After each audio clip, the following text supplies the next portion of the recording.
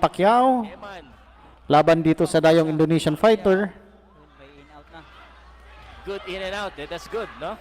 Yan, maganda na yung mga 1-2 combination dito ni Pacquiao. Na-out of balance lang siya. Madami. So dapat tumira na rin sa bodega itong si Pacquiao. I'm not Kasi parang makunat na yung mukha ng kalaban, hindi natin natablan. sa taas, bigla niyang ibaba. Yan!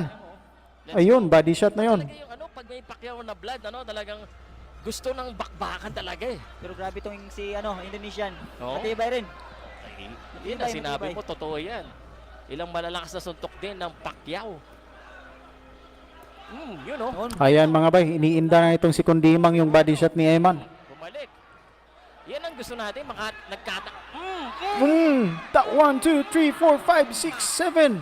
Manny! Wow. Alam ni Pacquiao eh. Pero tinanggap lang ng Indonesian yon. Grabe. Pero hanggang kailan? Yan ang tanong.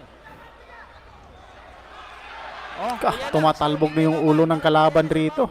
kaya niya suntok yo.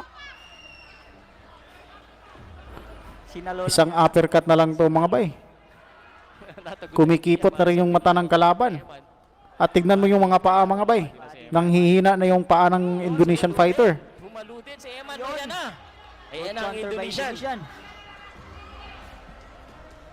And the crowd here at the Bohol Cultural Center, grabe yan tili. Medyo gassing out na rin, ano? Round number 4, scheduled for 8 round. Hinga ng malaki. May 1 minuto pang natitira dito sa round 4. That right hand again. Okay.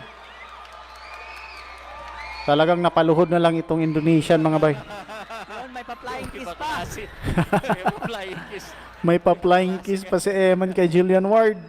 Napapalakpak. Ilang beses na ba ito bumagsak mga bay? 6 na ata. Di ko nakuha na, sayang. Yan na, yan na. Ayan na.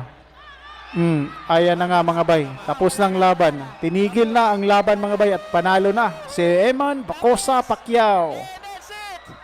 Wow. God is King. God is with us. Thank you, Lord.